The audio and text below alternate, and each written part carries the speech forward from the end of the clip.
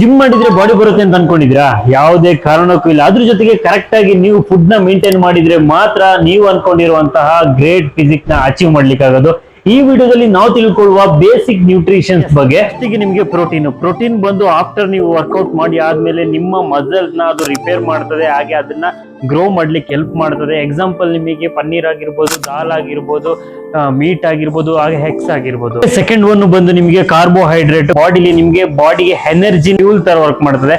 ಇದು ಯಾವ್ದೆಲ್ಲ ಫುಡ್ ಅಲ್ಲಿ ಸಿಗ್ತದೆ ಅಂತ ಹೇಳಿದ್ರೆ, ಒಂದು ರೈಸ್ ಆಗಿರ್ಬೋದು, ಇನ್ನೊಂದು ಓಟ್ಸ್ ಆಗಿರ್ಬೋದು, ಇನ್ನೊಂದು ಫ್ರೂಟ್ಸ್ ಅಂತ ಹೇಳಿದ್ರೆ ಬನಾನಾ, ಆಪಲ್, ಇದ್ರಲ್ಲೆಲ್ಲ ಹೈ ಕಾರ್ಬೋಹೈಡ್ರೇಟ್ ಇರುತ್ತೆ. ಇದು ನಿಮ್ಮ ಬಾಡಿಗೆ ಹೈ ಎನರ್ಜಿನ ಕೊಡ್ತದೆ. ಥರ್ಡ್ ಒನ್ ಬಂದು ಫೈಬರ್. ಇದು ನಿಮ್ಮ ಬಾಡಿಲಿ ಗಟ್ ಹೆಲ್ತ್ ಗೆ ಮತ್ತೆ ಡೈಜೆಷನ್ ಗೆ ತುಂಬಾ ಅಂದ್ರೆ ತುಂಬಾ ಹೆಲ್ಪ್ ಮಾಡ್ತದೆ. ಇಲ್ಲಿ ತಗೊಳ್ಳೋದಾದ್ರೆ ಅದರಲ್ಲಿ ಬಂದು ಮೈನ್ ಆಗಿ ನಿಮಗೆ ವೆಜ್ಜಸ್ ಅಲ್ಲಿ ತಗೊಳ್ಬಹುದು, ಹಾಗೆ ಹೋಲ್ ಗ್ರೈನ್ಸ್ ಅಲ್ಲಿ ತಗೊಳ್ಬಹುದು, ಅದೇ ತರ ಫ್ರೂಟ್ಸ್ ಅಲ್ಲಿ ಕೂಡ ನೀವು ಫೈಬರ್ ನ ತಗೊಳ್ಬಹುದು.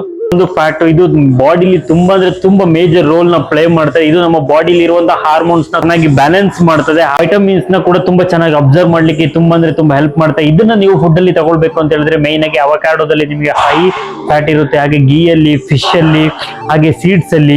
ಹೆಲ್ತ್ ಅಂಡ್ ಫಿಟ್ನೆಸ್ ಬಗ್ಗೆ ನಿಮಗೆ ಇನ್ಫಾರ್ಮೇಶನ್ ಬೇಕು ಅಂತ ಹೇಳಿದ್ರೆ ನನ್ನ ಪೇಜ್ ನ ಇವಾಗಲೇ ಫಾಲೋ ಮಾಡ್ಕೊಳ್ಳಿ. ನಿಮ್ಮ ಮಡಿಕೇರಿ ಹುಡುಗನ ಬೆಳೆಸಲಿಕ್ಕೆ ನಿಮ್ಮ ಒಂದು ಫಾಲೋ, ನಿಮ್ಮ ಒಂದು ಕಮೆಂಟ್ ತುಂಬಾ ಅಂದ್ರೆ ತುಂಬಾ ನನಗೆ ಮ್ಯಾಟರ್ ಆಗ್ತದೆ. ಐ ಹೋಪ್ ನಿಮ್ಮ ಸಪೋರ್ಟ್ ನನಗೆ ಆಲ್ವೇಸ್ ಇರುತ್ತೆ ಅಂತ ನಾನು ಅನ್ಕೊಂಡಿದ್ದೀನಿ. ಥ್ಯಾಂಕ್ ಯು ಗೈಸ್, ವಿಡಿಯೋನ ಎಂಡ್ ಗಂಟೆ ನೋಡಿದಕ್ಕೆ.